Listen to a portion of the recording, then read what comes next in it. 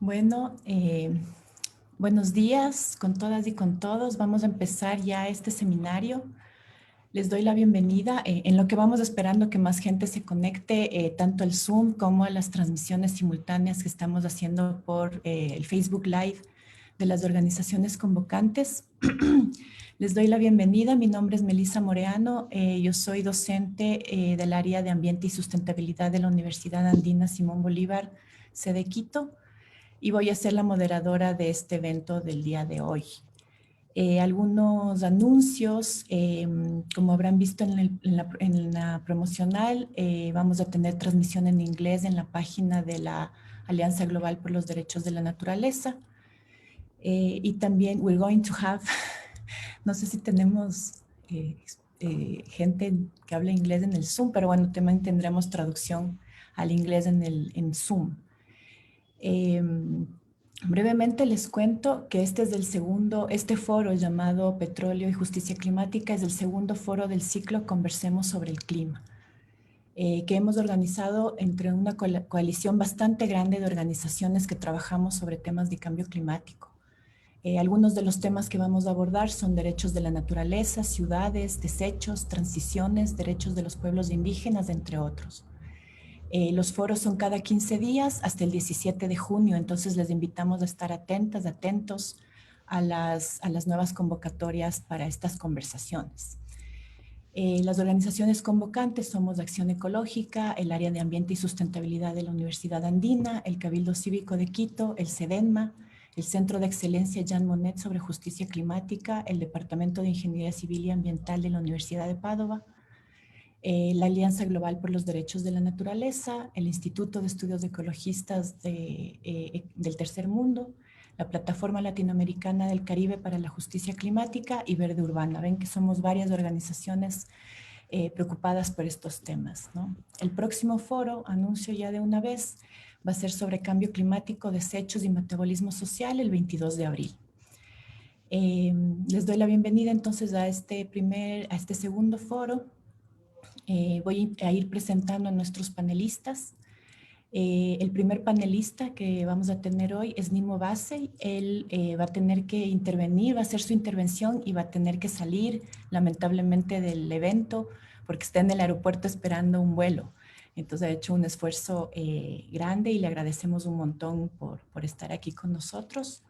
Nimo es un arquitecto, activista ambiental, autor y poeta nigeriano que presidió Amigos de la Tierra Internacional de 2008 a 2012 y fue director ejecutivo de la Environmental Rights Action durante 2 décadas. Fue uno de los héroes del medio ambiente de la revista Time en 2009 y en 2010 y en 2012 recibió varios premios ambientales. Actualmente es miembro de la Junta Asesora y director de la Fundación Salud de la Madre Tierra, una organización de investigación e incidencia ambiental. Nimo, we are ready to hear you.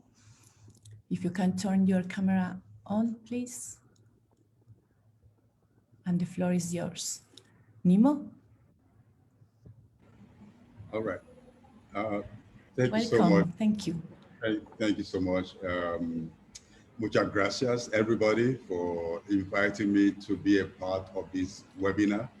I really look forward to it, and I'm happy that I'm able to contribute to this conversation. Yesterday in Nigeria, we had a School of Ecology on environmental justice, and we're very happy to have Yvonne Yanes of Action Ecologica speaking to us. And so, and the day before that, we had Alberto speaking to us. So now we have this kind of connection between the continents, very important for us to share our struggles and to share our ideas. So I will speak on extractivism, impunity, and resistance, of course, in the paradigm of climate change. We'll be looking at, sorry, I'm trying to be sure that this moves. I'll talk about community impacts by extractive industry and the resistance from the communities. I'll speak about extreme pollution and other acts of corporate irresponsibility. And of course, the root of all this is colonialism. So we're having what we call colonial extraction, colonial extractivism and colonial agriculture. And this is causing a lot of problems in Africa. And at the end, we're all looking forward to building solidarity across the nation, because the peoples of this world have the same sense that we cannot allow the capitalist degradation of our environment and the kind of politics, geopolitics that is going on to just continue unchallenged. The basic fact is that development, so-called capitalist development, has been powered by coal, oil, and gas, and some people believe that there can be no change from this. This is the same thing that entrenched the colonial and neo-colonial plunder and dependency between nations and the metropole. And the first president of Ghana once said that the worst form of imperialism is exploitation without responsibility. This is exactly what we're seeing today in the world. Transnational corporations are doing all they can to exploit without any sense of accountability or responsibility. And to make this happen, working with international financial institutions, they entrench on just international division of labor, where the global south is the supplier of raw materials and the global north is transform these materials, pollutes the planet, and gets the global south to carry out climate action and to pay. At the same time, the exploitation allows for very cheap labor and for disposable labor, and workers just get cheated and killed at will. Of course, natural resources grabbed without paying the full value. The market just exploits everything, exploits Mother Earth, exploits the people, exploits all the beings. And they have the military backing from the politicians. And so the system continues to go on, not because it's efficient, but because of the power structure. I'm showing you a picture of the very first oil well in Nigeria. This well was drilled in 1958. It's very emblematic of a crime scene. We ought to have the security forces around here holding those who did this to account. Between 2018 and 2019, there were 8,300 oil spills officially recorded in Nigeria, in the oil fields of the Niger Delta. And that comes to about 5 oil spills every day. This is totally horrendous and unacceptable. And this is where the climate issue starts, because the carbon is dug from the ground, pollutes the communities, and then when it's transformed into petrol or diesel or gas, that is being burnt, and then again pollutes the atmosphere and continues to create a lot of problems. We're having gas flares in the middle of communities in the Niger Delta. We're having this going on day and night for over 60 years in some places, discharging millions of tons of carbon into the atmosphere, causing health issues, cancers, bronchitis, all kinds of health problems to communities who are living very close to this community. Now, in the middle of all this pollution, we're having politicians in Africa, especially in the African Union, saying that we have a right to keep on digging the oil, burning the oil, and developing, because we must use the same pathways that the global north used to get there, what they call development. So the challenge for all of us is to wake ourselves up, to question the issue of what is development, and must we be destructive just because we want to be like somebody else. Now, all across Africa, we're having pipelines being constructed, new oil wells, new gas fields. In northeast Mozambique, there's a lot of conflict right now because of gas exploitation. In Uganda, the oil that's being extracted there is going to be piped over 4,000 kilometers to Tanzania, to the coastline. This is very heavy crude that may be warmed along the way, and is passing along very close to Lake Victoria, the biggest freshwater lake in the continent. So very, very beautiful and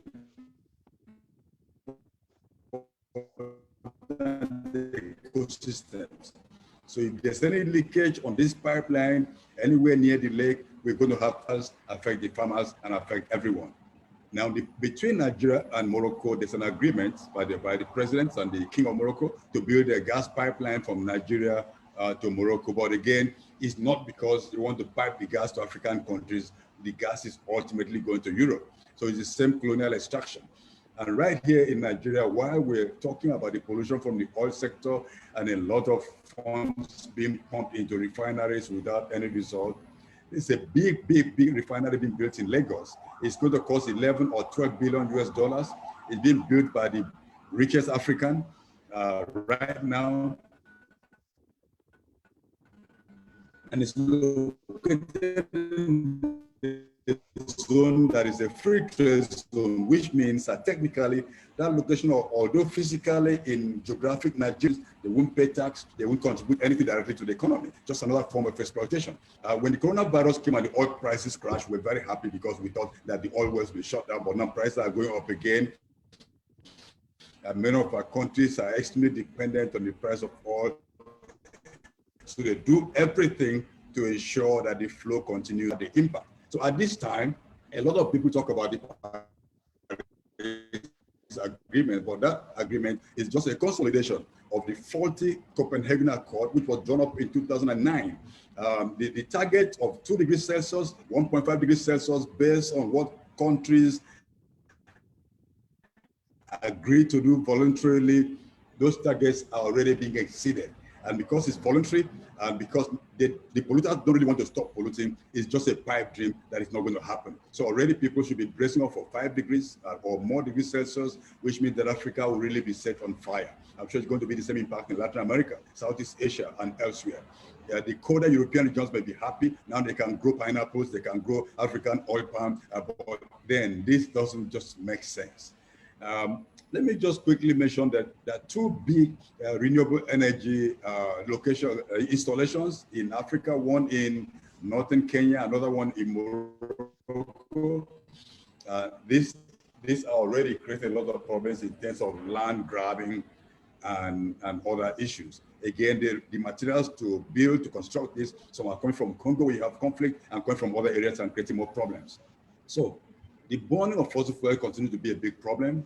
And so as we continue burning, the United Nations Framework Convention on Climate Change and all those talk about global warming in the global multilateral system propose certain solutions that are not solutions. They are just ways of bringing up carbon slavery or carbon colonialism, agriculture that is not smart, truly not smart, does not respect indigenous agricultural patterns. And people are proposing also carbon capture and storage, which is another false solution because you cannot store carbon permanently. One day it's going to come out and it doesn't really stop the production of carbon in some places. So Oil Watch International proposed a net zero for territories like Ogoniland, where oil and fossil fuels are kept in the ground, to be recognized as those really carrying out climate action. So we call for a net zero, not net zero. Net zero is one bad fiction. The Paris Agreement also talks about techno fixes like engineering and extreme genetic engineering, one of which is white leaves that can reflect radiation back into the atmosphere, or that are so green they have enhanced photosynthesis.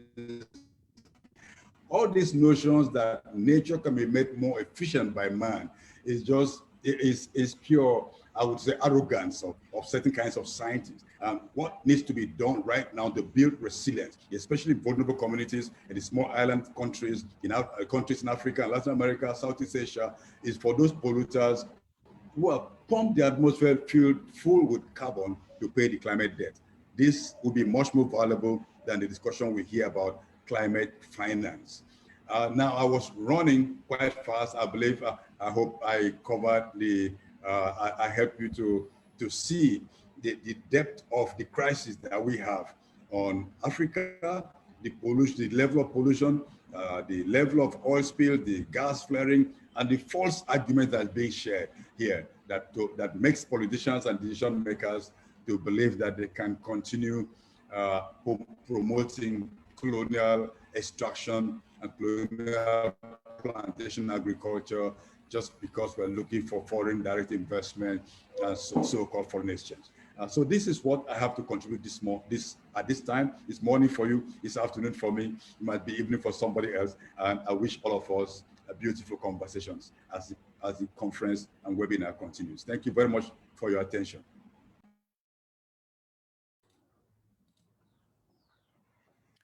Thanks a lot, Nimo. We understand that you have to run now to your plane, so I really appreciate that you were here with us today. Thank you very much and have a safe flight. Thank you. Muchas gracias. Thanks, Nimo. Ciao. Thank you so much. Ciao. Gracias. Hasta pronto.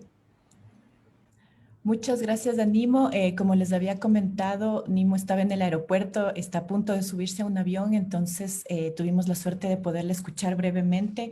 Pedimos disculpas que en la transmisión del Facebook Live del área de ambiente y sustentabilidad no pudimos habilitar la opción de traducción simultánea.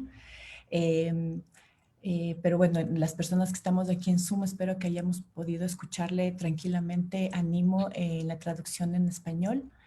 Yo quería llamar la atención sobre algo que él plantea, ¿no? Que es las nuevas, y no tan nuevas, más bien que recogen viejas taras de las falsas soluciones del cambio climático, ¿no? Aquellas soluciones que no están atacando el real problema, la real causa del cambio climático, que es fundamentalmente la quema de combustibles fósiles, que es el tema que nos tiene hoy reunidos y reunidas aquí.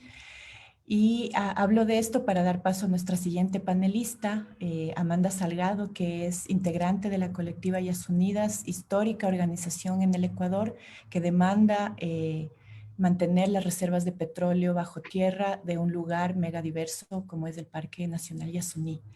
Entonces hago la conexión, ¿no? Pensando en las falsas soluciones de las que nos habla Nimo y la real solución por la que Yas Unidos ha estado peleando los últimos años. Te doy la palabra, Amanda, y gracias por estar aquí. Buenos días con todas, todos y todes. Muchas gracias, Melissa. Mi nombre es Amanda Salgado, soy abogada y activista por los derechos humanos de las mujeres y de la naturaleza. Desde la colectiva, desde el colectivo Yas Unidos, es importante para nosotros hablar sobre lo que significaría para la naturaleza y para los seres humanos dejar el petróleo bajo tierra. Y cómo este es el camino para alcanzar la justicia climática. Y por eso queremos agradecer a la Universidad Andina Simón Bolívar y a todas las organizaciones que se han encontrado organizando este ciclo de foros. Y sobre todo a los panelistas que nos acompañan el día de hoy. Fue un gusto escuchar a Nimo. Es alentador y siempre iluminador, creo. Por eso quiero empezar sobre todo hablando y aterrizar de a qué nos referimos con justicia climática. Voy a compartir un...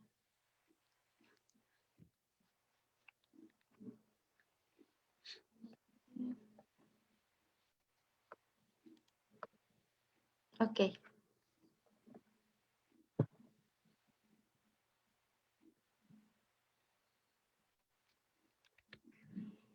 Según Mary Robinson, desde las Naciones Unidas, cuando se habla de justicia climática, hace una referencia a un cambio del discurso sobre los gases de efecto invernadero y el derretimiento de los casquetes polares a un movimiento de derechos civiles con las personas y las comunidades más vulnerables a estos impactos climáticos como su centro. ¿Esto qué quiere decir? Es presentar sobre la mesa la problemática del cambio climático más allá de un problema ambiental que afecta a la naturaleza, sino presentarlo como un problema desde lo ético, desde lo político, que está relacionado con la justicia ambiental, la justicia social, y que todos estos puntos no están separados de las afectaciones que existen a los derechos humanos, a los derechos colectivos, a los derechos de la naturaleza, y con la conciencia de que las comunidades más afectadas por el cambio climático normalmente son las menos responsables, y cómo las inequidades sociales están íntimamente ligadas al medio ambiente. Y es por eso que la justicia social, la justicia climática, se la pone desde estos puntos de vista sobre la mesa. Con esto, aterrizando un poco este concepto de justicia climática y todo lo que conlleva, quiero hablar un poco del camino que ha tenido el colectivo en la lucha por, como mencionaba Melissa, el poder mantener el crudo en el subsuelo, sobre todo específicamente en el Parque Yasuní. Uno de nuestros compañeros siempre se refiere a que la lucha de los Yasunidos es y ha sido en defensa de los pueblos indígenas en aislamiento voluntario, en defensa de la naturaleza, para evitar la extracción de crudo de uno de los lugares más biodiversos del planeta, que es el Parque Yasuní. Y en el camino también ha sido y se ha convertido en una lucha por la defensa de la democracia directa y apostarle a un nuevo modelo de vida. El colectivo nace a partir de la eliminación de la iniciativa Yasuní TT en agosto del 2013, cuando el expresidente del Ecuador, en ese momento, Rafael Correa, anuncia que se iniciará la explotación del Yasuní en el área específicamente del ITT. Entonces, esto inspira a que se acuda a las instancias de participación ciudadana, basadas en normativa que existe y que está vigente en el país. Se empieza con una recolección de firmas a nivel nacional que movió y que fue voluntad popular, con el fin de lograr una consulta popular por iniciativa ciudadana, en donde sea el pueblo ecuatoriano quien decida el mantener o no el crudo en el subsuelo del Yasuní. La pregunta que desde los Yasunidos se proponía que sea el objeto de consulta era: ¿está usted de acuerdo en mantener el crudo del Yasuní ITT indefinidamente en el subsuelo? Entonces, esto suena una iniciativa popular que movió el país, que movió a personas de todas las edades, de todos los espacios y de toda la diversidad que tiene el Ecuador. Lastimosamente, una vez presentadas las firmas iniciales que requería el proceso legal en el país, existieron varias irregularidades que detuvieron esa iniciativa popular, por las que en este momento el colectivo ha iniciado acciones legales. Una de esas está ante la Corte Constitucional en este momento, que es una acción extraordinaria de protección en contra de la sentencia del Tribunal Contencioso Electoral. Otra es una denuncia ante la Fiscalía General del Estado, que la pudimos presentar hace poco tiempo, en contra de los funcionarios del Consejo Nacional Electoral del 2014, quienes anularon de forma irregular más de 400,000 firmas de personas que respaldaban la convocatoria a una consulta. Esto se hace en base a una investigación profunda realizada y publicada hace un par de meses. Y además también existe una denuncia ante la Comisión Interamericana de Derechos Humanos. Estas son las acciones legales a las que ha recurrido el colectivo, todavía y sin perder el objetivo de que es la defensa de los pueblos en aislamiento voluntario y la defensa del territorio y la lucha para mantener el crudo en el subsuelo en el Parque Yasuní.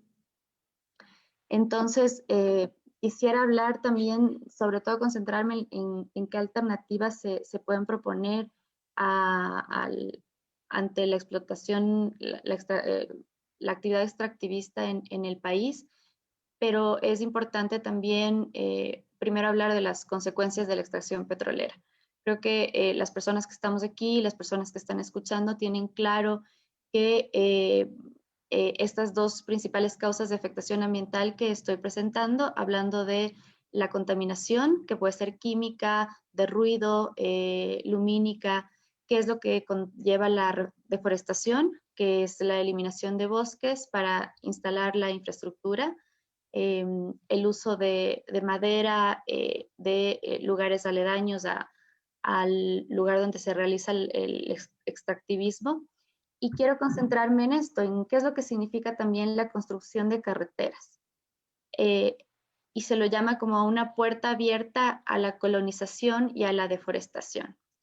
¿Y a qué nos referimos con el tema de la colonización específicamente? Es importante para mí desde como abogada feminista y parte del colectivo Yasunidos y de este espacio de Yasunidas que hemos conformado dentro de los Yasunidos, el hablar de cuáles son las consecuencias de específicamente la extracción petrolera en el territorio que afectan a las mujeres. Entonces, primero, existen cambios en modos de supervivencia en las comunidades y nacionalidades indígenas, es decir, que al ya no contar con los recursos naturales, tienen que volverse a actividades dependientes de esta extracción petrolera, de lo que significa la presencia de las empresas en estos territorios. Hay una evidencia que respalda que las mujeres en estos territorios, los derechos de las mujeres son vulnerados. En muchos casos, en estos territorios son obligadas a la prostitución, expuestas a un constante acoso, que como consecuencia lleva a una restricción de su autonomía y a una libre movilidad en su propio territorio. Y esto contando en cuenta, sin contar en cuenta el tema de las afectaciones de salud a toda la población cercana a esta extracción. Aquí está la representante y una de las accionantes del caso de los mecheros que se logró en una victoria en el país en este año, y estoy segura que nos va a hablar con mucho más detalle de cuáles son esas consecuencias de la salud en la población, y no puedo esperar para escucharla. Y con esto también proponer estas estrategias contra el cambio climático. Creo que, como decía Nimo, hay que concentrarnos en cuál es el mayor problema en este momento en el planeta. Pero también es importante proponer estas alternativas. Una de esas es el turismo comunitario, las energías renovables, la recaudación de impuestos a los grupos económicos más grandes de nuestro país y de los países en general, la permacultura como una nueva opción de forma de vida, no solo de una nueva forma de mirar la tierra y una relación mucho más, mejor dicho, no invasiva de poder consumir los productos que vamos sembrando y cosecharlo en una armonía con la naturaleza y sin violentarla. La propuesta también de otro modelo de vida. ¿A qué nos referimos con un nuevo modelo de vida? Hay una activista americana que se llama Chris Carr que tiene una frase y dice que los consumidores somos quienes decidimos con nuestros tenedores. ¿Y qué es lo que significa eso? el poder tener una conciencia de dónde compramos, a quién compramos los productos, de dónde vienen y a dónde voy a apostar el dinero, dónde voy desde estos espacios o las personas que vivimos en ciudades, el ser conscientes en dónde vamos a quién vamos a apoyar y a qué empresas o a qué emprendimientos estamos apoyando con nuestro dinero. Está eso, está creo que tenemos claro las consecuencias del consumo de carne, las consecuencias del consumo em, del pescado. Todas estas son decisiones personales y son decisiones que ayudan. El reemplazar, por ejemplo, el movilizarte en una bicicleta por un auto.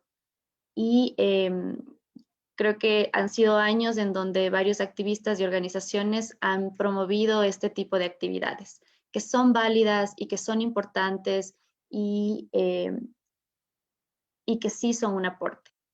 Pero también desde Ellas Unidos le apostamos a,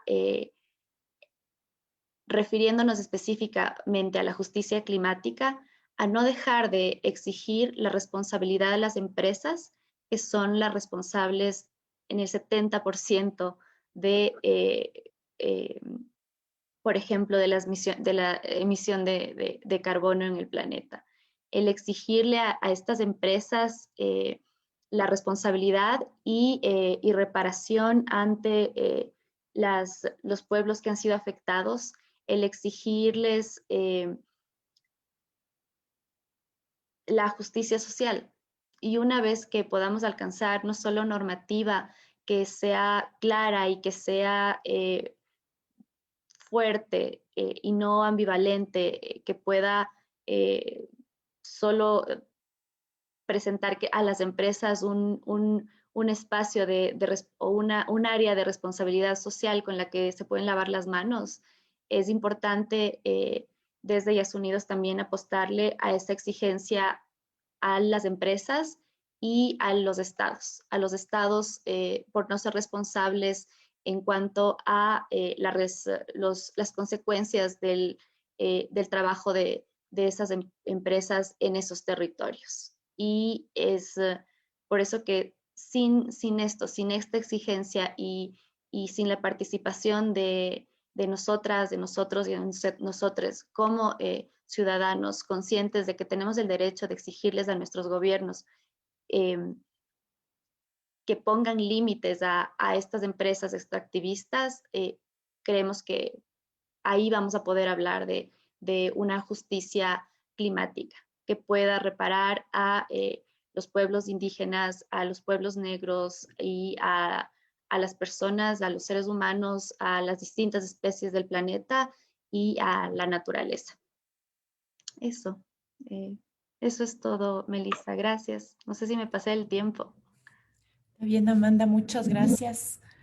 Muchas gracias por compartir la lucha de la colectiva de Ellas Unidos y también las propuestas que han tenido, ¿no?, desde el inicio para superar la dependencia de la extracción de combustibles fósiles. Para ligar con nuestro siguiente panelista, con nuestros siguientes panelistas, yo quería llamar la atención sobre lo que nos planteaba Amanda, ¿no?, de la lucha por una democracia directa y la relación que tiene esto con la justicia climática. Y creemos que es esencial para esa democratización, para el ejercicio pleno de la democracia, digamos, la democratización y la popularización del conocimiento científico alrededor, ¿no?, de la producción petrolera y de las mecánicas, de las dinámicas del cambio climático. Y ahí quiero presentar a nuestros siguientes panelistas, agradeciéndole de nuevo mucho a Amanda, que son parte de un equipo del laboratorio de G-Science y Drones for Good del Departamento de Ingeniería Civil y Ambiental de la Universidad de Padova. El equipo está conformado por Massimo De Marchi, Salvatore Papalardo, Daniele Codato, Alberto Diantini, Francesco Facinelli, Eduardo Crescini, Giuseppe de la Fera. Y tenemos hoy con nosotras a Massimo y a Francesco, a quienes les damos la bienvenida. que nos van a hablar sobre justamente esto, ¿no? El conocimiento, la popularización y la democratización de la información y del conocimiento geográfico. Gracias. Muchas gracias, Meli. Muchas gracias para la invitación. Aquí hoy vamos a hablar sobre el papel que tiene la información geográfica como bien común para implementar la justicia climática. ¿Por qué en la modernidad no hay solo bienes comunes como el agua, el aire, el suelo, los bosques, etcétera? Pero también hay un montón de cosas. Los parqueaderos de una ciudad son bienes comunes. La información geográfica es un bien común. Con la taxación de ciudadanos se ha enviado satélites que están tomando imágenes satelitales. Estas imágenes son gratuitas, se pueden utilizar. Entonces hay un montón de datos que puede ser utilizado para la transformación de la sociedad y una ciudad más justa. No hay solamente que pensar que los datos son propiedad de Google, otros grandes organizaciones, grandes empresas que usan los datos para hacer mercado. Podemos usar los datos para hacer democracia, cambio, transformación. Entramos sobre el tema. Nosotros somos un equipo de investigadores geógrafos. Estamos dentro del departamento de ingeniería, pero estamos un grupo de geógrafos. Hemos abierto. Hoy vamos a hablar sobre la información grande. Disculpa, perfecto. Hemos abierto un centro de excelencia sobre justicia climática. El tema es que el petróleo y los combustibles fósiles tienen que quedarse bajo tierra. No es solo una exigencia de alternativa política, sino una exigencia de sobrevivencia de la tierra, de las personas, de los derechos, de la naturaleza, de los derechos humanos. Aquí hay una lámina, una imagen que fue presentada en Nature 2015. Algunos meses antes de esta imagen, McLeod y Deakins han hecho una calculación de cuánto gas, petróleo y carbón tiene que quedarse bajo tierra. Y después Jacob y Lehr han resumido el artículo en una página, esta imagen que es poderosa.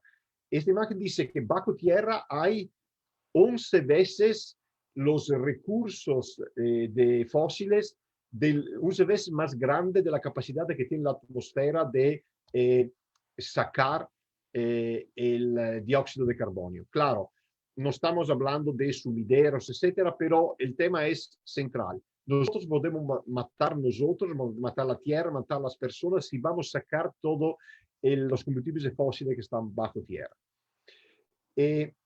2 años, 3 años después, el último informe del Intergovernmental Panel sobre el cambio climático, un informe que hace todas las previsiones y las revisiones de las políticas para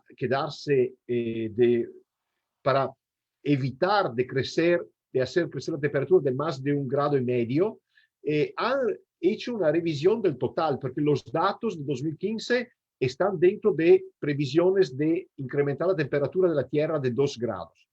Y si tenemos que quedarse bajo de 1,5 grados, entonces lo que la atmósfera puede capturar no es 840 gigatoneladas, más 420.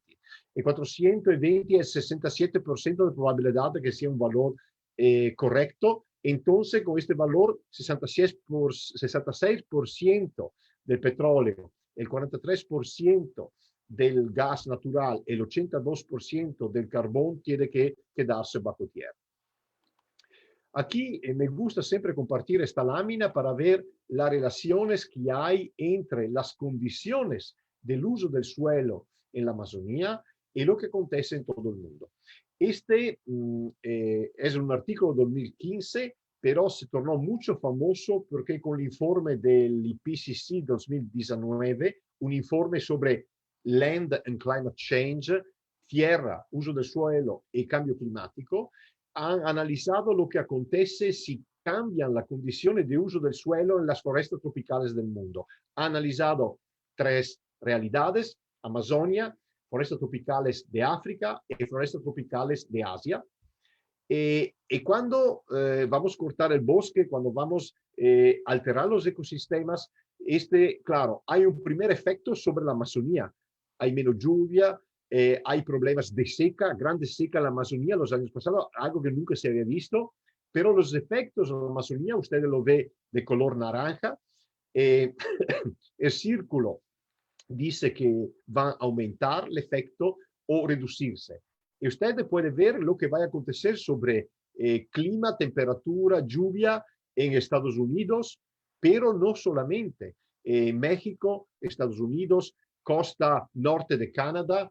Estos son efectos que llegan también en Noruega y Suecia. Son efectos que llegan también en Asia Central, en el Corno de África, en India, etcétera. Entonces, está viendo cómo hay una relación muy estrecha entre lo que acontece en la Amazonía, lo que acontece en las forestas tropicales del mundo y lo que acontece en todo el mundo.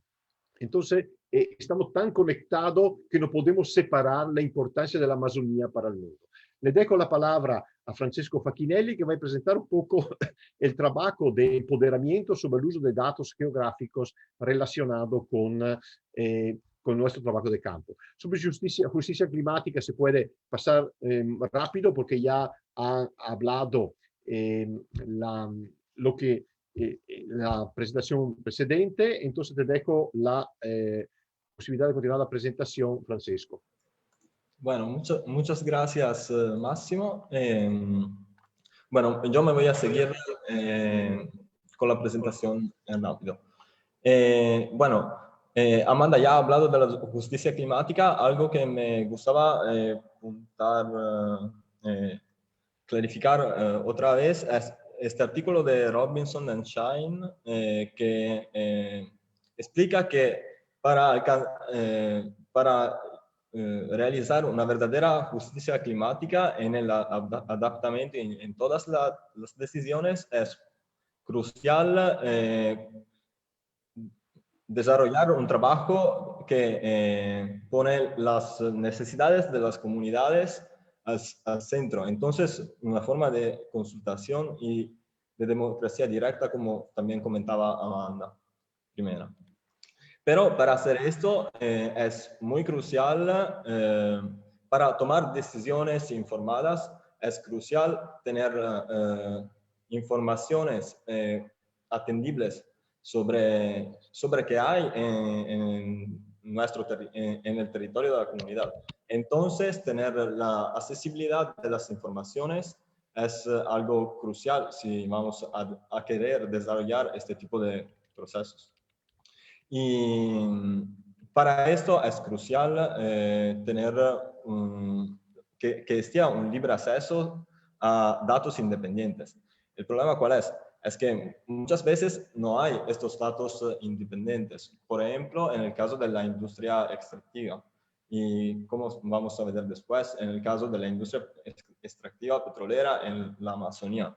Y nuestra manera, una manera posible y yo creo muy interesante es para suplir a esta falta es el desarrollo de percursos comunes entre académicos y movimientos socioambientales.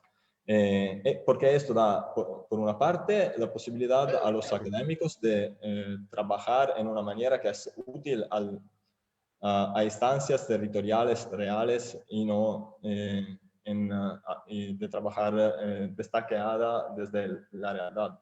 Y en la otra se va a dar la posibilidad a los movimientos y a las comunidades de formalizar y cuantificar sus instancias. Y esto, sí, algunas veces puede llegar a pasos concretos para realizar una justicia climática y social. Y bueno, me voy en el tema, en nuestro pequeño ejemplo que tiene que hacer con los mecheros petroleros.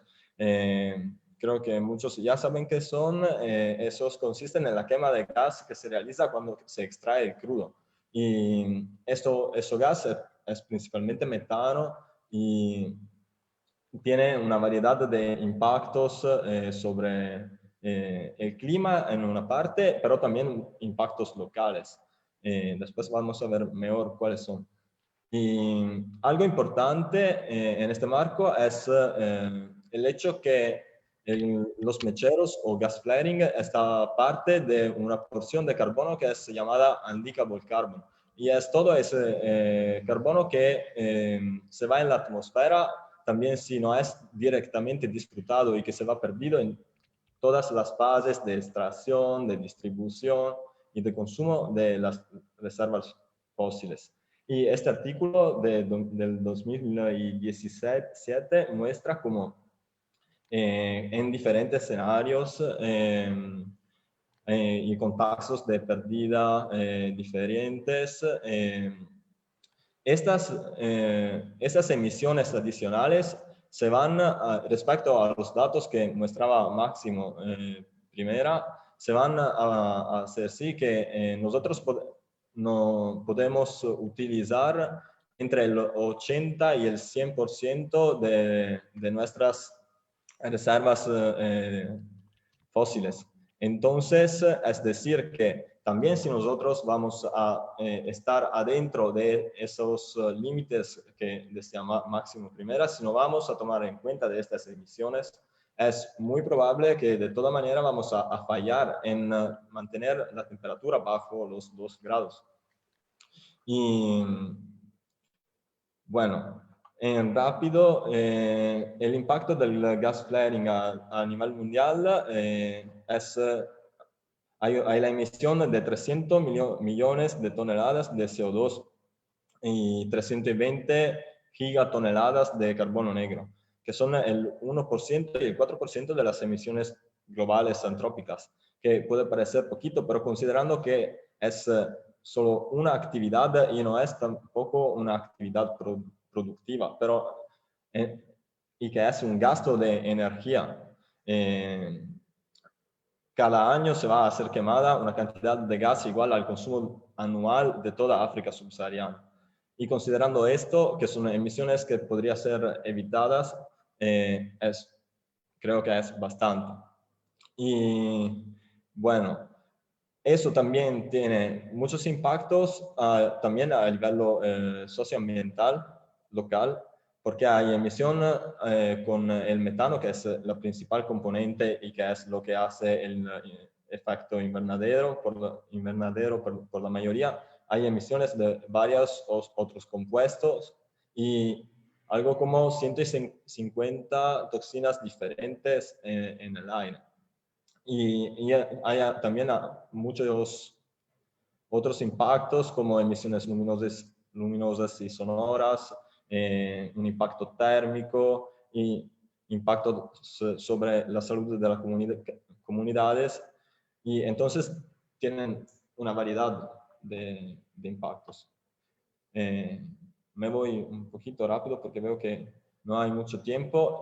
Muy en breve, lo que nosotros hemos hecho se ha hecho integrar a un análisis satelital porque hay datos de libre acceso sobre eso. Entonces hemos podido conocer cuánto gas se va a hacer quemado en Ecuador y dónde se va a hacer quemado más. Por ejemplo, aquí hay la plataforma de Edén, aquí hay Aguarico, aquí hay Auca 27 y se puede ver que son los mecheros que queman más. Y también en los años, cómo se va y cuáles son los totales. Y a este análisis satelital hemos combinado un trabajo de campo con la Unión de los Afectados para Texaco y la Fundación Alejandro Albaca. Y esto ha permitido de identificar y de contar por la primera vez todos los mecheros que hay en la Amazonía, llegando a este famoso número de 447 mecheros, que después se ha hecho utilizado de estas valientes niñas que hablarán después de nosotros y desde la campaña Apaguen los mecheros para esa causa legal, que fue algo crucial y de fantástico para nosotros. Y en esta manera nosotros hemos podido contribuir mapeando y creando datos sobre un fenómeno que primero no había. Y este trabajo, por ejemplo, nos ha permitido de identificar y de estimar los impactos sobre las comunidades en la Amazonía. Y de identificar que había 125 mecheros, por ejemplo, más de los reportados desde el Ministerio del Ambiente.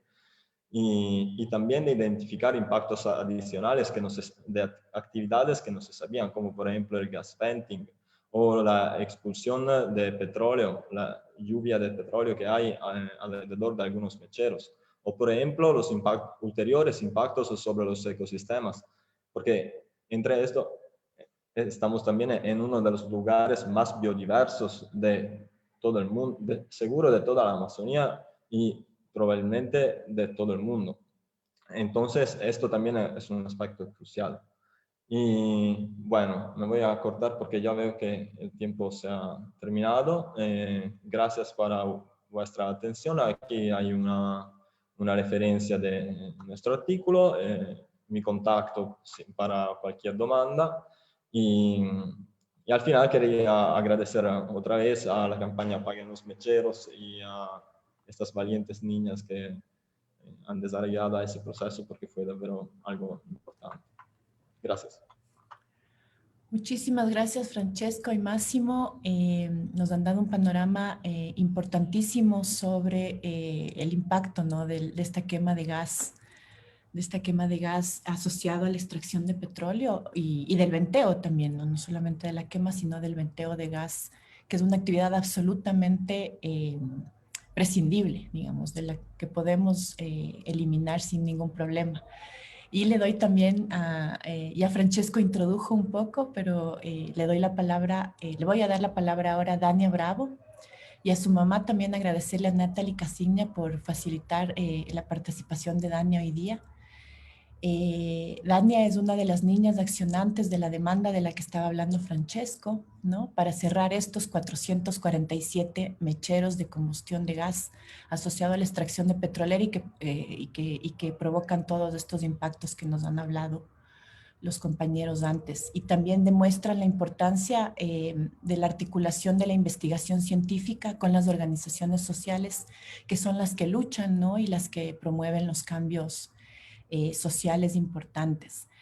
La demanda que interpuso Dania con sus compañeras fue aceptada por la Corte de Sucumbíos, ¿no? Y ahora el Estado tiene que cerrar esos mecheros, por lo cual le damos las gracias de corazón a Dania. No sabes lo importante que es la lucha que has llevado a cabo tú con tus compañeras. Te damos la bienvenida y te queremos escuchar cuál es tu experiencia, qué es lo que quieres compartir con nosotras. Hola, estás con el micrófono apagado. Ah, ya. Bueno, hola. Hola. Buenos días, mi nombre es Dania Bravo. Tengo 8 años de edad. Vivo en la Amazonía ecuatoriana, provincia de Orellana, cantón Joya de los Hachas.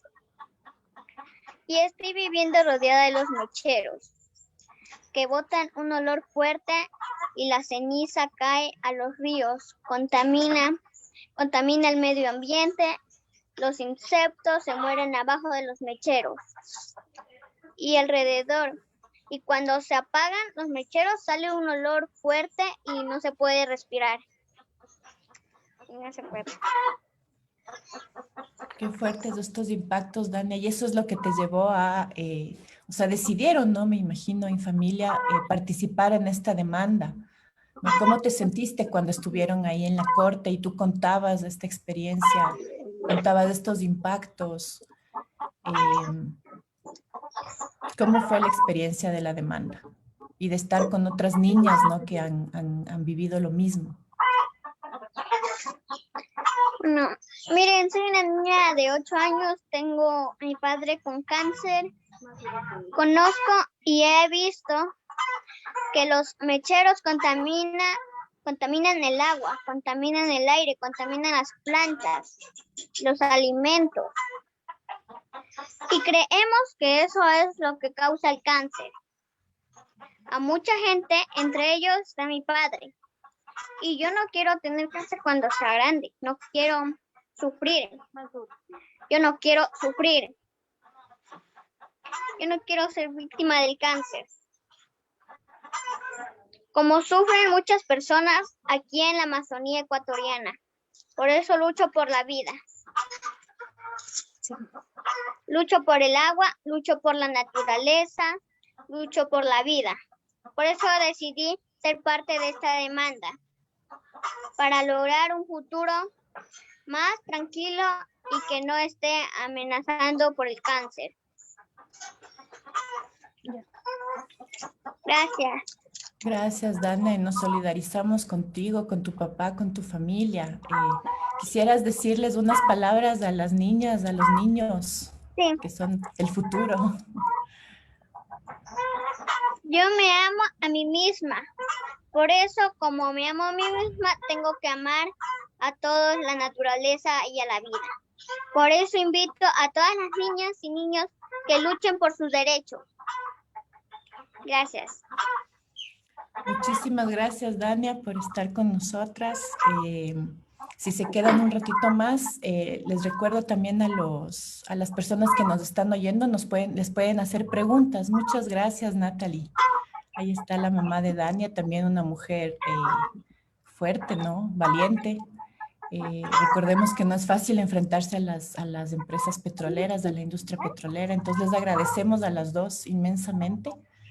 Y les pedimos a las personas que nos están viendo, tanto en el Zoom como en las transmisiones de Facebook, que nos planteen preguntas, ¿no? O palabras de aliento, de acompañamiento también serían bienvenidas. Al final de las presentaciones, entonces vamos a tener también una ronda de preguntas con el público, entonces estoy segura que Aidania puede contarnos más. Muchas gracias. Ahí tienen, ya vean las felicitaciones. Dicen, bravo, Dania, nos dice Amanda. Y Margarita Isabel dice, felicitaciones y gracias por esta gran lucha. Listo. Vamos a pasar ahora con nuestra última panelista. Ella es Alexandra Almeida. Si puedes prender tu cámara, Alex. Alexandra Almeida encarna, diría yo, ¿no? esta articulación entre la producción de conocimiento y el trabajo político de las organizaciones. Alexandra es coordinadora del área de petróleos de Acción Ecológica, una organización ecologista ecuatoriana desde hace 25 años. Realiza el monitoreo ambiental a la industria petrolera en la Amazonía Norte del Ecuador y ha trabajado con las comunidades indígenas y campesinas brindando capacitación en monitoreo ambiental comunitario para que sean las propias comunidades afectadas por el extractivismo las protagonistas de la defensa de sus territorios. Te damos la bienvenida, Alex.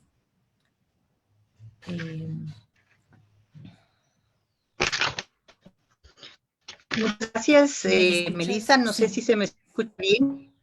Se te escucha bastante bien. La imagen está un poco mala, pero sí te escuchamos.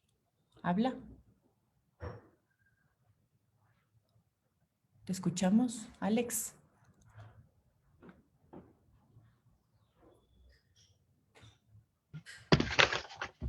De este conversatorio.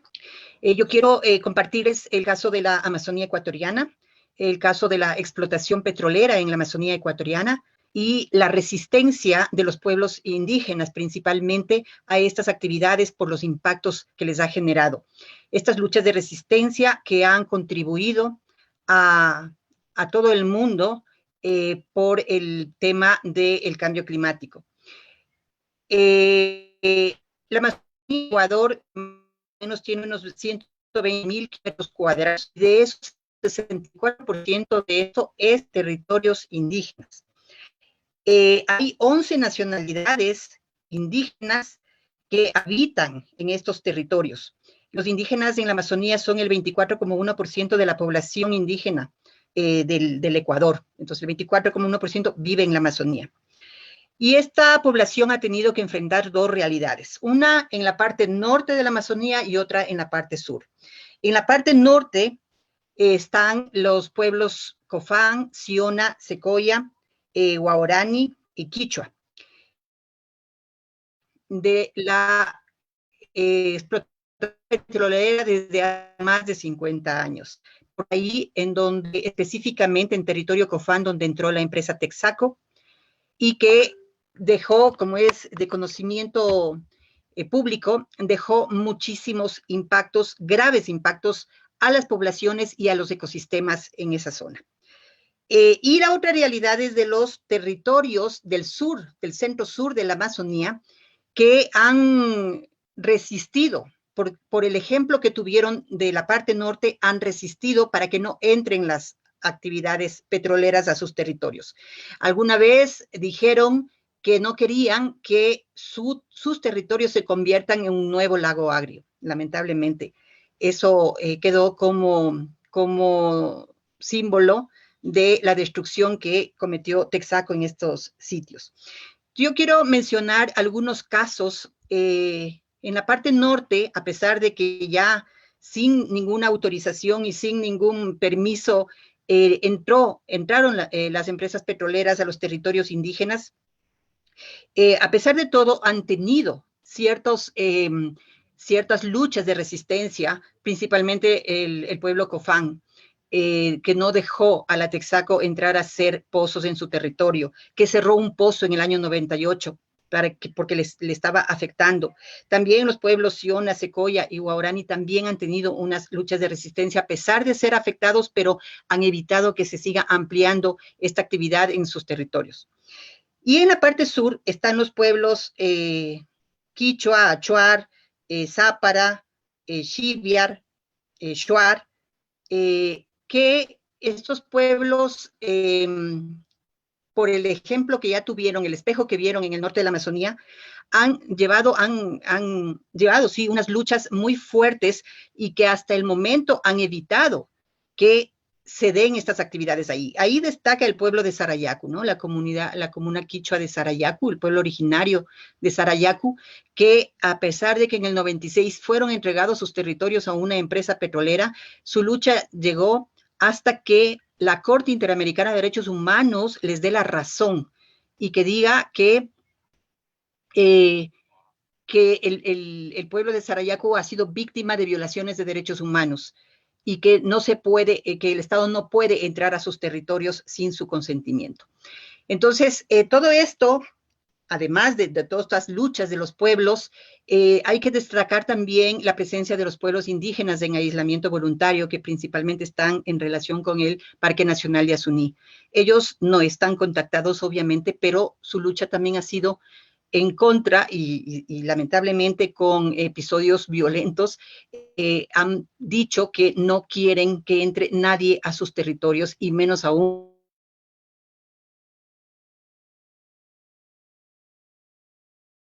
a destruirlos como lo hace las luchas que se han dado en estos sitios es por la defensa del territorio principalmente. O sea, todos los pueblos que han evitado que entren las empresas petroleras o que han luchado para que salgan las empresas petroleras ha sido porque tienen un concepto de su territorio, desde su cosmovisión no pueden imaginarse sin territorio. O sea, un pueblo amazónico no puede imaginarse que pueda vivir sin su territorio. Y es la lucha por defender este territorio y también su cultura la que les ha llevado a resistir, a que desarrollen gobiernos autónomos, a que desarrollen planes de vida propios para ser fuertes y enfrentar a estos amenazas que son las actividades petroleras. Sin embargo, a pesar de eso, a pesar, digamos, que es local o es propio, autónomo y propio lo que están, las razones que les lleva para resistir, al mismo tiempo están contribuyendo más ampliamente con la resistencia o con evitar que entren estas empresas a sacar el petróleo, están contribuyendo a lo que hace unos años era el argumento de la iniciativa Yasuní ITT. En esta iniciativa se decía que el dejar el petróleo en el subsuelo estaría contribuyendo a que no se destruya los lugares, este lugar más biodiverso que hay. O sea, en toda la Amazonía hay una biodiversidad, una mega biodiversidad muy importante, y el dejar el petróleo en el subsuelo estaría contribuyendo a que se conserve esta biodiversidad y no se la destruya. Además, estaría protegiendo a las culturas en aislamiento, los pueblos indígenas en aislamiento. También se estaría contribuyendo al problema del cambio climático, que es un problema global, porque el único petróleo que no va a ser quemado y no va a producir gases de efecto invernadero es el petróleo que se mantenga en el subsuelo.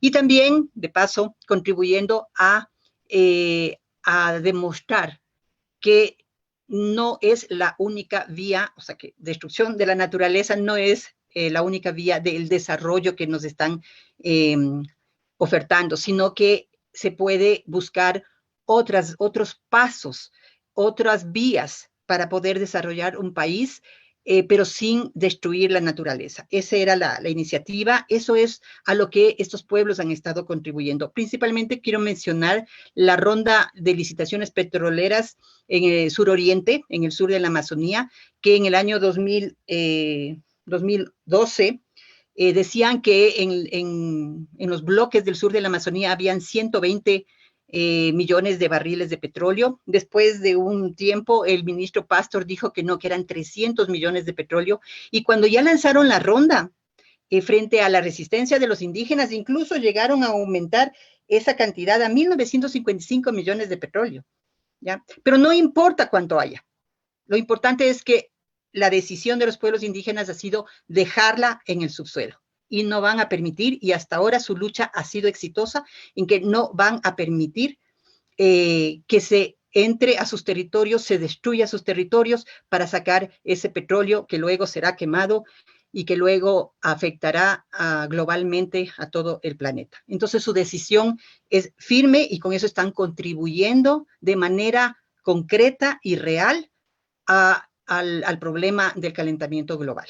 Entonces, alguien en Acción Ecológica decía, en vez de reprimirles, se les debería felicitar, se les debería premiar a estos pueblos por estas luchas, que es para todos y todas.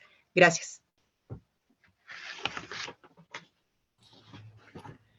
Muchas gracias, Alex. Muchas gracias a las panelistas, a los panelistas. Hemos terminado las intervenciones.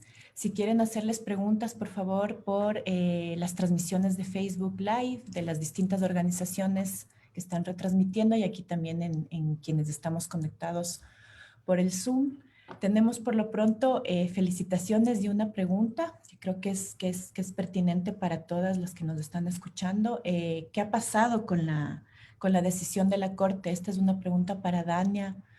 ¿Qué ha pasado con la decisión de la Corte de Sucumbíos que mandó, ¿no?, a cerrar los mecheros?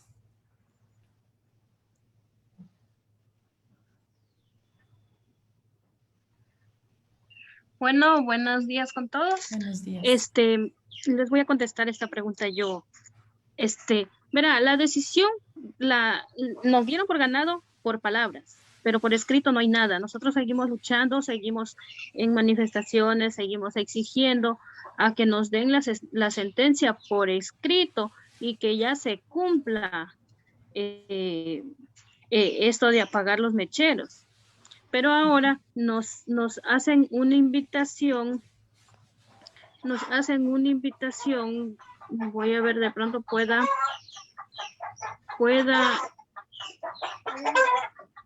indicarles,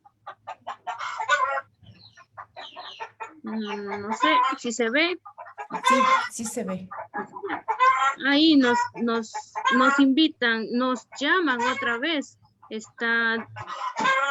Es un documento que nos envía la función judicial. Están los nombres de las niñas dirigidas a Bravo Casinia, Dania Stephanie, Herrera, Kelly, Valentina.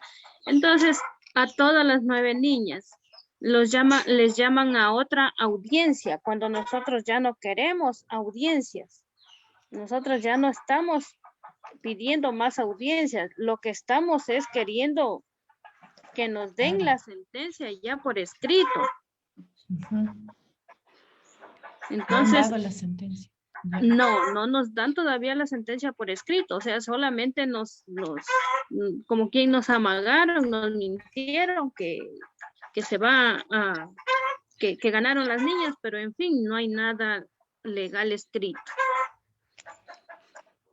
Muchas gracias, Natalie. Y unas palabras para las personas que estamos escuchando. ¿Qué es lo que necesitarían ustedes, no? ¿Qué es lo que piden también? Porque esta es una lucha que están llevando ustedes, pero es en beneficio de toda la sociedad ecuatoriana en todo caso, ¿no? Y en Sí, beneficio del cambio climático. sí, nosotros luchamos siempre por la vida, por el amor, por el planeta. Lo que estamos pidiendo es la reparación inmediata sobre las zonas afectadas, que apaguen los mecheros que se encuentran cerca de los centros poblados.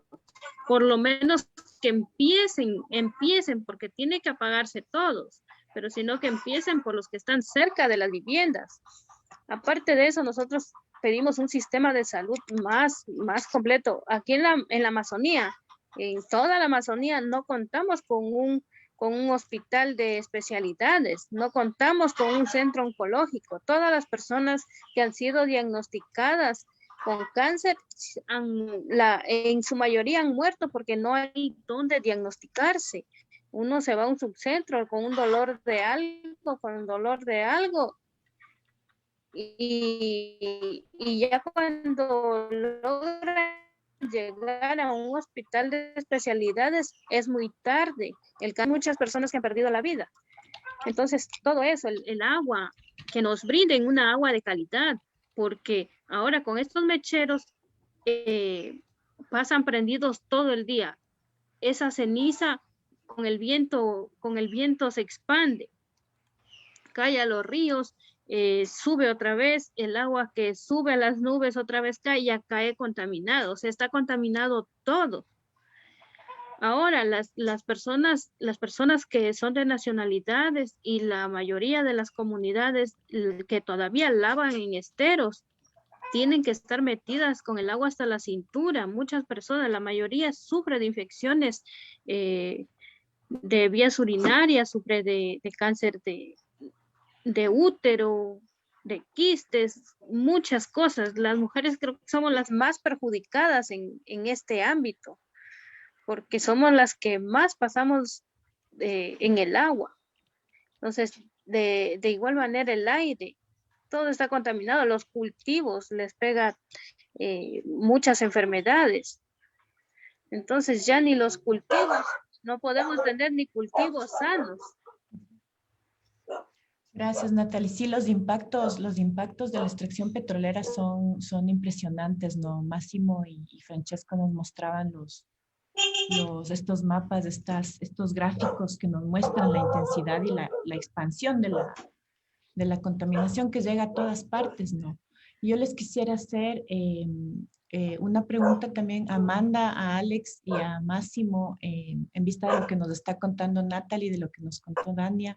Pues también cuál es el rol, para Máximo, el rol de la universidad, ¿no? Ustedes ya nos han hablado de la investigación que realizan, que nos cuenten un poco más de las herramientas que tienen para hacer coproducción de conocimiento sobre los impactos, ¿no? En la Amazonía. A Amanda y Alex también cómo desde las organizaciones políticas, las organizaciones sociales que llevan años ya trabajando y luchando por el cambio de la base extractiva de nuestra economía, cómo se puede apoyar estas luchas concretas como la que lleva a cabo Dania, Natalie, y también cómo ligar en el imaginario de la población ecuatoriana estas luchas con la lucha por la justicia climática, ¿no? Que dejar los combustibles fósiles bajo tierra es un asunto de justicia climática. No sé, Máximo, Francesco, si quieren iniciar. Sí. Perdón, me dicen que hay gente levantando la mano. Yo no sé si es que se puede hablar. Preguntas. El público puede hablar. Y sí les podemos habilitar el micrófono. Ya bajó la mano. Bueno, si alguien puede alzar la mano, ya está todo. Ivonne. Ya le habilito. Muchas gracias, muy buenos días a todas. Muchísimas gracias, Natalie, a Dania, a Francesco, Alexandra, también Amanda. Yo tenía unas preguntas, no sé si puedo hacer, y quisiera también empezar por una invitación a Dania y a su mamá y a las 9 niñas y a sus familias para que escriban un cuento de cómo hubiera sido su vida si es que no hubieran tenido los mecheros. Acción Ecológica, la UDAT y otras organizaciones estamos promoviendo este concurso de cuentos de cómo hubiera sido la vida en la Amazonía y la vida en otras partes del Ecuador también, si es que no se hubiese encontrado petróleo y si es que no se hubiese, en este caso, por ejemplo, construidos los mecheros. Entonces sería maravilloso tener unos cuentos colectivos de las niñas con sus mamás, sus papás, sus hermanos, de inventarse un mundo. ¿Cómo hubiera sido la vida de ustedes sin el petróleo? Esto por un lado. Por otro lado, yo quería pedir a Alexandra Almeida si tal vez puede explicarnos un poquito más del caso de cambio climático del pueblo de Miwaguno y de contra Petro Oriental, que es el primer caso verdaderamente de litigio climático en el Ecuador. Y a Francesco también y a Máximo preguntarle si es que en Europa también se quema gas en los mecheros y si es que no es así, ¿por qué algunas empresas europeas sí lo queman en el Ecuador? Gracias. Gracias, Ivonne. Podemos empezar con Máximo y Francesco, luego con Amanda y luego con Alex. Sí, yo voy a hablar un poco sobre el tema de la coproducción de conocimiento que se puede hacer juntando los compromisos de la investigación y de la universidad con la lucha de las comunidades locales. Yo pienso que esta es una gran oportunidad que hay. Podemos decir, dentro de la geografía crítica de que pertenecemos nosotros, Melissa, es una tradición muy larga. Hay una larga tradición de trabajo con las comunidades en diferentes partes del mundo sobre temas muy diversificados en ciudades, derechos de habitantes de ciudades, agroecología, derechos indígenas, etc. Entonces hay algunas herramientas que podemos compartir dentro de la investigación geográfica, que son en un tiempo eran herramientas de papeles, mapas de la época predigital. Ahora podemos trabajar con muchos tipos de herramientas a partir de los smartphones y también aprovechando de la cantidad de datos libres que hay, de imágenes satelitales, etc. Y pienso que este es un tema extremadamente importante porque ya sabemos que no hay información sobre los mecheros. No son compartidas este tipo de información. Entonces, el ministerio tiene un dato mucho inferior a lo que encontramos en el campo. Podemos trabajar con datos satelitales, pero el satélite no puede ver todo. Y ya el trabajo de campo hecho con las comunidades ha demostrado que hay 160 o 200 mecheros más de lo que se puede ver por satélite. El tema es, pero, que la compañía y también el Ministerio del Ambiente no comparte datos sobre la cantidad que es quemada y tampoco datos sobre el venteo. El venteo es mucho más peligroso. Pero ya como ha mostrado Francesco, el trabajo de campo, hay mecheros que no solamente dejan salir metano, ma dejan salir petróleo también. Entonces, la calidad de la combustión, la calidad de los equipamientos en campo es terrible. Aquí hay un problema. Yo pienso que hay que empoderar la normativa ambiental, quiere decir que Ecuador ha firmado el Acuerdo de Escazú. El Acuerdo de Escazú es un acuerdo que compromete a todos los países a aplicar el principio 10 de la Declaración de Río, que significa compartir datos ambientales, involucrar los ciudadanos en procesos participativos ambientales y garantizar los derechos y la justicia en materia ambiental. Este es un tema importantísimo, quiere decir que los datos tienen que ser compartidos y no son compartidos.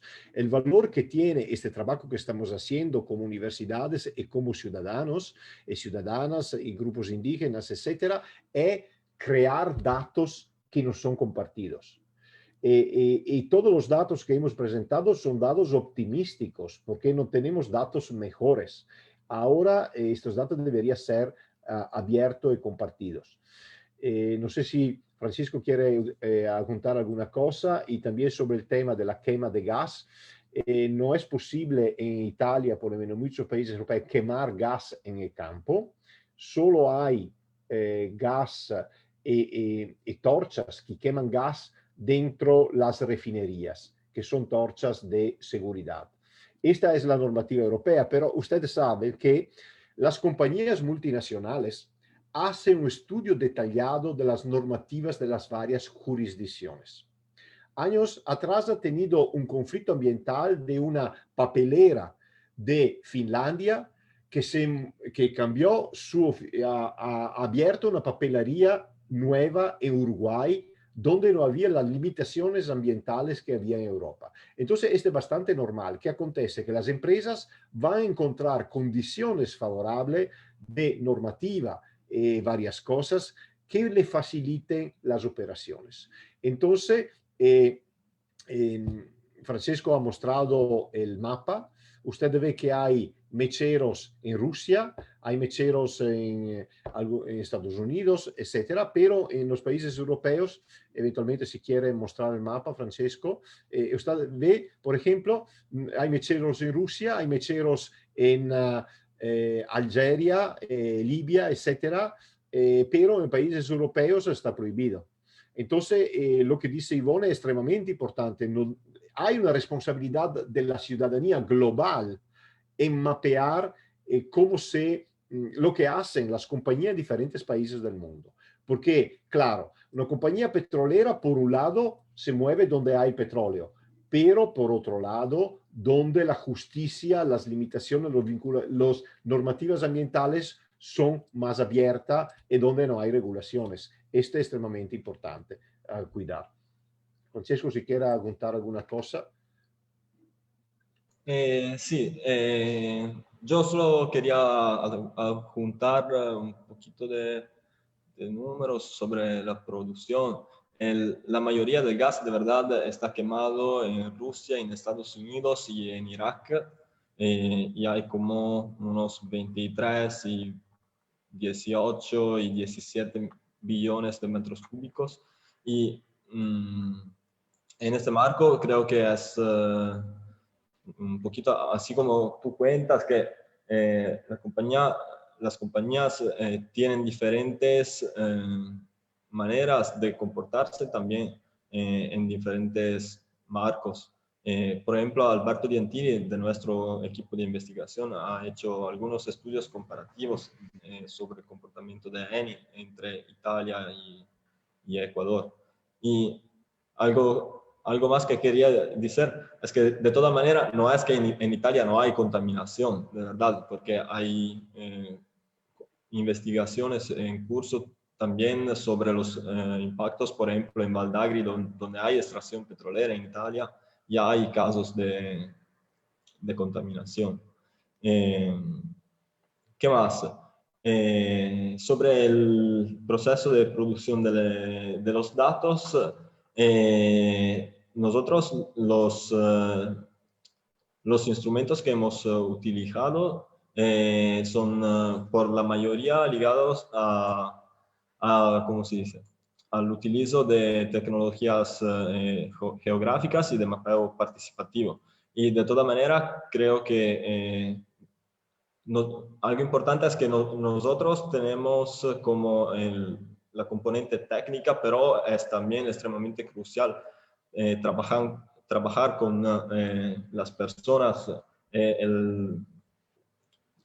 La UDAPT y la FAL los miembros de la UDAPT y la FAL han tenido un rol crucial en este proceso, porque ya tener a alguien que conoce el territorio, que sabe dónde están, por ejemplo, los mecheros, en nuestro caso, se ha hecho crucial. Porque nosotros desde Italia podemos saber, no sé, por ejemplo, lo que ve el satélite, pero nuestro estudio, nuestro confronto ha mostrado que de toda manera, entre lo que conocían las personas que vivían allá, y lo que decía el satélite estaba una diferencia de lo en el campo estaba 2 veces más de lo que veía el satélite, que también puede ser un instrumento útil, pero no es todo. Entonces es muy importante desarrollar este tipo de colaboraciones, yo creo. Y eso. Sí, hay que Muchas integrar, ¿no? gracias. Hay Sí. un aspecto importante que se llama ground truth, que es averiguar a tierra la verdad. Entonces, utilizar y chupar lo que más posible de todos los datos disponibles, pero averiguar e integrar. No creer de manera positivística, ingenua, que el satélite te diga todo. Claro, te dice alguna cosa, pero no es suficiente. Lo que es importante es integrar trabajo de campo con las diferentes tecnologías y sobre todo tecnología abierta, tecnología barata, tecnología que se puede utilizar de manera abierta y compartida. Sí, y reconocer, ¿no?, que eso es un proceso de coproducción de conocimiento, el conocimiento recabado de la experiencia y de la investigación que hacemos desde las universidades. Quiero recordarles las preguntas a Amanda y a Alex. A Alex, Ivonne le había pedido que cuente sobre el juicio que se está llevando a cabo ahora, ¿no?, para ligar la quema de gas y el venteo de gas con cambio climático. Y a Amanda, el tema de cómo posicionar en el imaginario colectivo del Ecuador esta conexión entre dejar los combustibles fósiles bajo tierra y la justicia climática. ¿Puede ir Alex primero? Sí. Sí. Alex, por favor, sigue. Sí está. Estaba con problemas de conexión. Alex, Sí. ¿nos escuchas? Ahí Si creo quieres, que ahí está. apareció. Prendió el micrófono. Si no, dale Amanda mientras Alex Ok. vuelve con nosotros. Sí, no hay problema. A ver, la verdad, desde Yasunidos, como les conectaba, nuestro centro es la defensa de los pueblos en aislamiento voluntario, el territorio, los derechos de la naturaleza, y eso implica la defensa de una política estatal no extractivista, que en uno de los, cuando les estaba compartiendo el tema de los casos que tenemos, se me pasó compartirles uno que está avanzando que ha pasado ya de la Comisión Interamericana y ya se encuentra en la Corte Interamericana sobre la defensa de los pueblos en aislamiento voluntario. Entonces, más allá de las acciones legales que como colectivo se han ido iniciando en base a una necesidad. La necesidad de la defensa del territorio ha llevado a que mis compañeras, compañeros y compañeres que tal vez no tenían conocimiento en el derecho o la normativa ecuatoriana, ahora les falte solo un título de abogados por la necesidad y por este compromiso de defender el territorio. ¿Cómo ligar esta lucha en el imaginario ecuatoriano? Creo yo, primero, también desde el colectivo ha sido importante el apoyar a las organizaciones y a las otras iniciativas ciudadanas en las varias luchas que existen en el país. Entonces, por ejemplo, el apoyo a las organizaciones en el último derrame, que mejor dicho, no el último, sino el derrame en la Amazonía que ocurrió justo ayer se cumplía un año del derrame en la Amazonía, cuando todavía fue el principio de la cuarentena, estábamos completamente en un toque de queda muy estricto. Era una sensación de impotencia por parte de varios y varias compañeros, y hasta ahora en ese caso se está solicitando medidas cautelares, por ejemplo, solo medidas cautelares, ni siquiera una sentencia, ni siquiera que se establezca responsables, sino medidas cautelares que el Estado pueda tomar para que exista un tipo de protección a las personas afectadas por este derrame. Además, también ha sido importante para nosotros acompañar y festejar la victoria de la consulta en Cuenca. En estas elecciones, en este escenario político, hubo una victoria para Cuenca, para el país, sobre la defensa y el poder ciudadano. O sea, que Cuenca se haya manifestado con más de un 70% en contra de la minería es una victoria, y que ahora es un camino para defenderlo. Ahora, en cambio, existe también, por ejemplo, en la iniciativa, el inicio para la iniciativa de consulta popular para defender a Quito de la minería. Acompañada y liderada por las organizaciones y los compañeros activistas y habitantes y quienes sufren las consecuencias directas de la minería en el noroccidente de Quito. Entonces,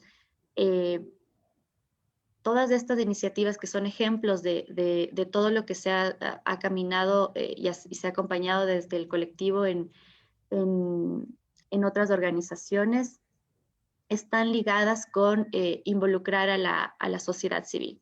Es de espacios como este, por ejemplo, en el que, como les comentaba al principio, para mí era importante empezar con conceptos un poco tal vez sencillos y aterrizados a tierra, aterrizados a nuestras realidades, de qué es lo que significa la justicia climática, de que no es algo lejano y que, a pesar de ser un país pequeño, el invitar a conocerlo, el invitar a que podamos apropiarnos desde nuestra identidad y desde nuestras diversidades y sentir esa naturaleza como propia.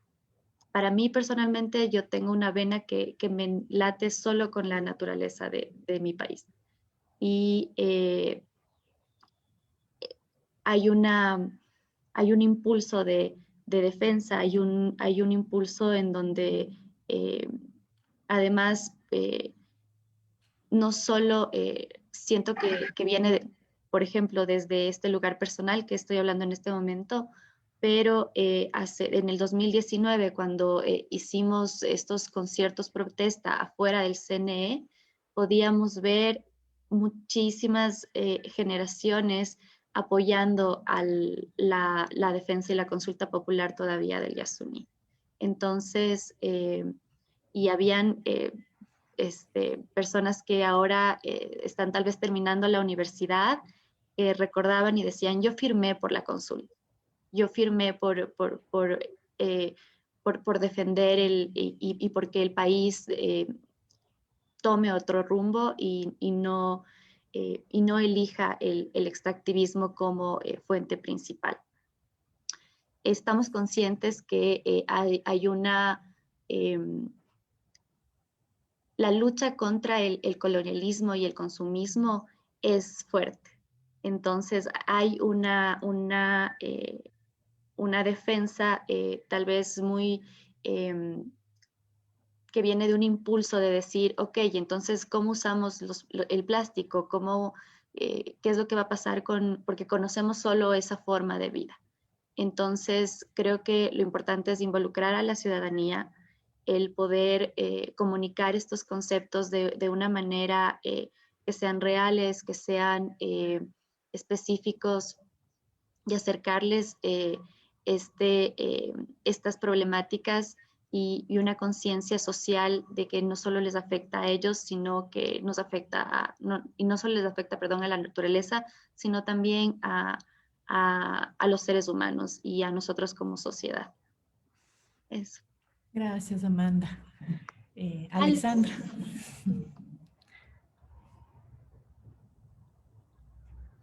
Alex. Sigue con problemas de conexión, me parece, Alex. ¿Nos escuchas? Está congelada. Sí.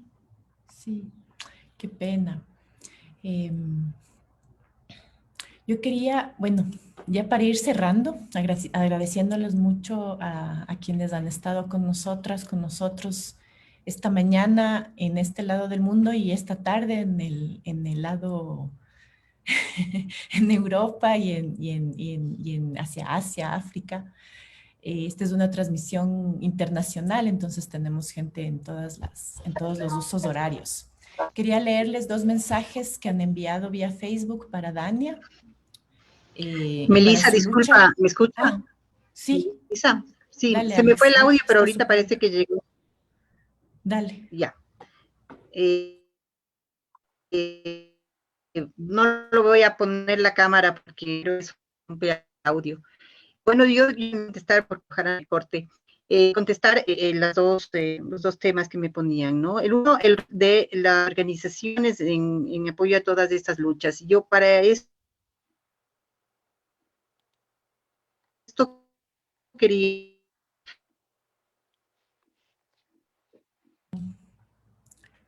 Alex, no se te escucha, disculpa. Creo que vamos a tener que cerrar nomás el evento porque está con muy mal audio, Alex, y no sé si nos está escuchando, además. No. Qué pena, es una enorme pena. Sí. Son lo que pasa con esto de la virtualidad en el que estamos inmersos ahora, viviendo ahora. Bueno, quiero cerrar nada más con estos 2 mensajes que llegaron vía Facebook para Dania y para Natalie y la lucha que están llevando a cabo. Camila Torres nos dice: Dania, toda la solidaridad para ti y tu familia y mi admiración por la fuerza con la que defienden sus territorios y la vida de todos. Y Flavia Fernández nos dice: Dania, toda la fuerza desde Brasil, para ti, tu familia y todos los que luchan por la vida en la Amazonía ecuatoriana. Gracias nuevamente, gracias a los panelistas para estar hoy con nosotros, a los participantes, a todos los que nos están viendo, y les recuerdo que el próximo foro será el 22 de abril sobre desechos, metabolismo social y justicia climática. Por favor, acompáñennos, síganos en las redes de las organizaciones co-convocantes, ahí se dirán todos los detalles de la transmisión de este tercer foro en el ciclo Conversando sobre el Clima. Eso sería. Muchas gracias y buen día, buena tarde, buena noche. Chao. Saludos. Muy bien. Gracias, Dania. Un abrazo, Dania. Sí. Gracias. Sí, un abrazo. Es extremadamente importante. Sí, sí. Chao. Y vamos, abrazo desde los Días Unidos y sí, mío. Chao, queridos. Gracias, Melissa. Mucho gusto. A ustedes, que estén muy bien. Chao.